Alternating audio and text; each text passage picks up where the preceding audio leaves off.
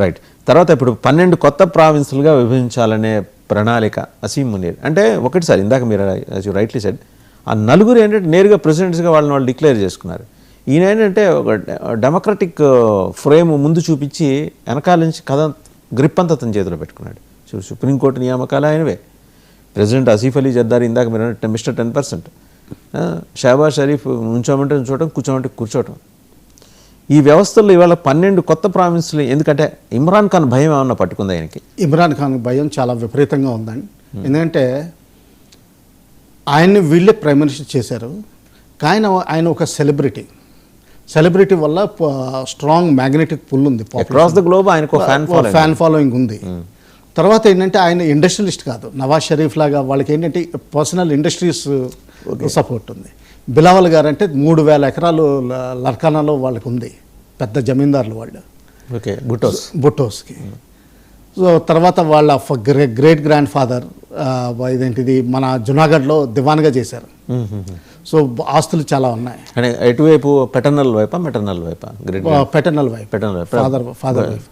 జుల్ఫికార్ అలీ భుట్టో గారి father was the దివాన్. ఆయన కూడా ఒక కథ ఉంది, కుక్కలతో పారిపోయాడు ఆయన, కుక్కల మధ్యలో కూర్చుని.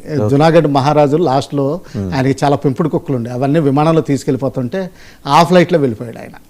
ఓకే, అది వీళ్ళందరికీ ఆ వెస్టెడ్ ఇంట్రెస్ట్ ఉన్నాయి. ఇమ్రాన్ ఖాన్ గారికి అటువంటి వెస్టెడ్ ఇంట్రెస్ట్లు ఏమీ కనిపించలేదు. ప్లస్ ఆయన క్యాన్సర్ హాస్పిటల్ స్టార్ట్ చేశారు వాళ్ళ మదర్ పేరు మీద.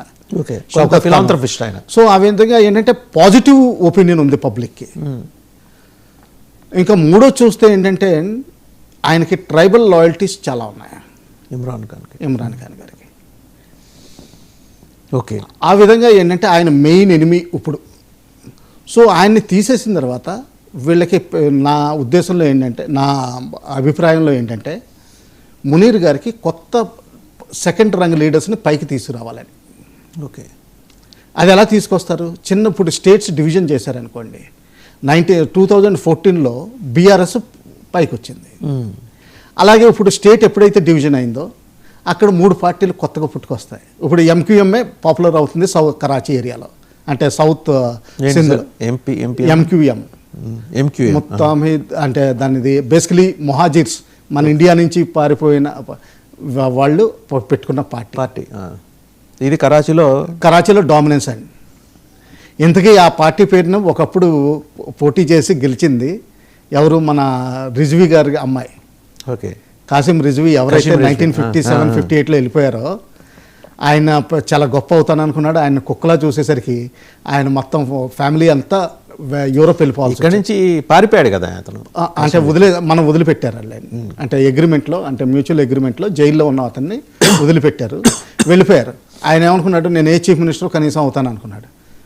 తర్వాత ఏమీ చూడకపోయేసరికి మొత్తం రిలేటివ్స్ అంతా యూరోప్ వెళ్ళిపోయారు, ఒక అమ్మాయి మిగిల్చి. ఆవిడ సెనేటర్ కింద ఎన్నికైంది. నువ్వు పాకిస్తాన్ సిటిజన్ కాదని ఎన్నికైన తర్వాత ఇదేంటి డిస్మిస్ చేశారు. సో ఆవిడ క్యాండిడేట్ని స్క్రాప్ చేశారు. ఓకే, అదే పరిస్థితి. స్టిల్ షీ ఈస్ దేర్ అండి? ఉంది, పాకిస్తాన్లోనే ఉంది, కరాచీలోనే ఉంది, ఎంకేఎంలో పార్ట్. ఓకే, ఇప్పుడు ఇలాంటి చిన్న పార్టీలని ఎంకరేజ్ పైకి తీసుకొస్తారు. అప్పుడు ఏమవుతుంది, సెంట్రల్లో కోయిలేషన్ వస్తుంది. ఆ కోయిలేషన్ రావడం వల్ల ఎవరు స్ట్రాంగ్ అవ్వరు, అంటే ఆర్మీకి థ్రెట్ ఉండదు. తర్వాత వీళ్ళు సెలెక్ట్ చేసుకుంటారు, ఓకే ఈసారి వీడిని, ఓసారి వాడిని, ఎవరిని సెలెక్ట్ చేసుకోవాలన్న ఇది దొరుకుతుంది. సో ఆ విధంగా నుంచోబెడతారన్నమాట. మొత్తం ఇప్పుడు 4 ప్రావిన్సులు కదా సార్? 4 ప్రావిన్సులు. ఏది? ఖైబర్ పఖ్తూన్ఖ్వా, అంతకుముందు NWFP అనేవారు, బలూచిస్తాన్, సింధ్, పంజాబ్. యాక్చువల్గా మీరు 12 అంటున్నారు, కానీ I will count it as 14 వస్తాయి. ఎందుకంటే పిఓకేలో 2 భాగాలు ఉన్నాయి. ఒకటి గిల్గిట్ బాల్టిస్తాన్ స్కర్డు ఏరియా, ఒకటేమో కోట్లీ ముజఫరాబాద్ ఏరియా. ఈ 2 కలుపుకుంటే ఆల్రెడీ గిల్గిట్ బాల్టిస్తాన్ని వేరే ప్రావిన్స్ కాదు, కానీ ఒక ప్రావిన్స్లో లెక్క పెడుతున్నారు పిఓకేలో. సో అంటే ఏంటంటే ఆల్రెడీ ఒక భాగం అయిపోయినట్టు లెక్క. అదంతా ట్రైబల్ ప్లస్ షియా. ఇక్కడ మిగతా పిఓకే వస్తే వీళ్ళంతా చౌదరి, రాజ్పుత్ ముస్లిమ్స్ ప్లస్ సున్నీ. కొంచెం ఫార్వర్డ్ కాదండి, మనీ పవర్ వాళ్ళ దగ్గర ఉంటుంది. ఒకవేళ ఇప్పుడు నిజంగా పిఓకే నిజంగా ఫుల్ ఇంటిగ్రేట్ చేస్తే next chief minister will be from Nowshera or Kotli. Kotli యూతుల వైపు నుంచే. మనీ పవర్ ఉంది, తర్వాత రాజకీయంగా వాళ్ళు గేమ్ ఆడగలరు. ఈ కాశ్మీర్ బ్రాహ్మిన్ కన్వర్టెడ్ ముస్లిమ్స్ ఈ గేమ్స్ ఆడలేరు. ఇప్పుడు మన ఒమర్ అబ్దుల్లా వీళ్ళందరూ కూడా అందరూ కన్వర్జన్ అయినా కాదేంటంటే వీళ్ళందరూ బ్రాహ్మిన్స్ కన్వర్టెడ్ టు ఇస్లాం. వాళ్ళు ఏంటంటే land owning Chaudharis and Rajputs, agrarian families. తర్వాత ఏంటంటే అది ఇప్పుడు కూడా వాళ్ళలో క్యాస్ట్ ఫీలింగ్స్ చాలా ఉంటాయి. అంతెందుకు మన ఇండియాలో కూడా పూంచ్లో కూడా నేను కొన్ని మర్డర్సే చూశాను యాక్చువల్గా, అంటే విన్నాను. ఎవరో కార్పెంటర్ కొడుకు ఇదేంటిది ఒక అప్పర్ క్యాస్ట్ అమ్మాయిని ప్రేమిస్తే చంపేశారు. పరువు హెచ్చలు అక్కడ కూడా రాజ్పుత్ ముస్లిమ్స్లోనే పెళ్ళి అవుద్ది.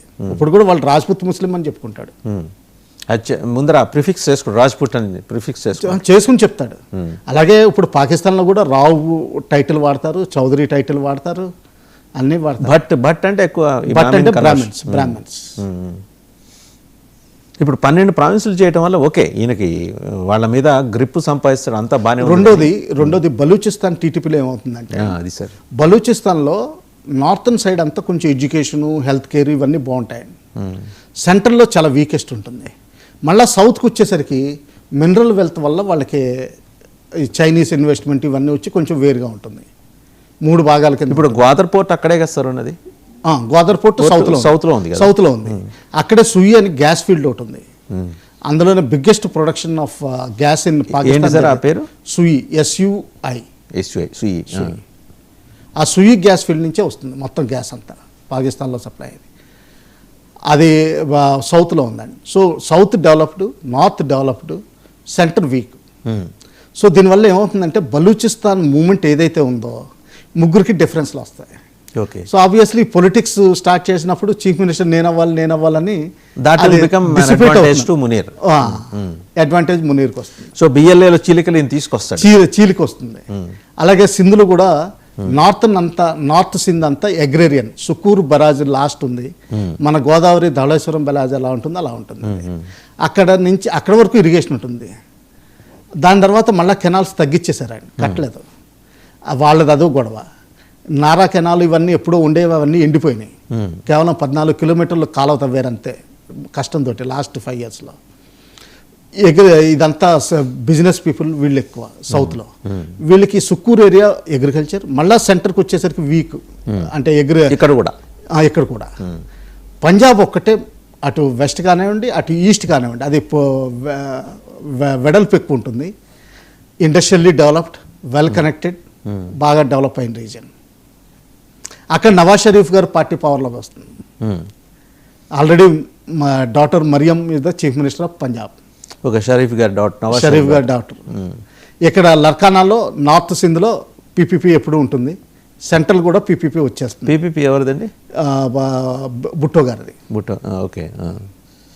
సో ఓకే, అటు షరీఫ్ ఇటు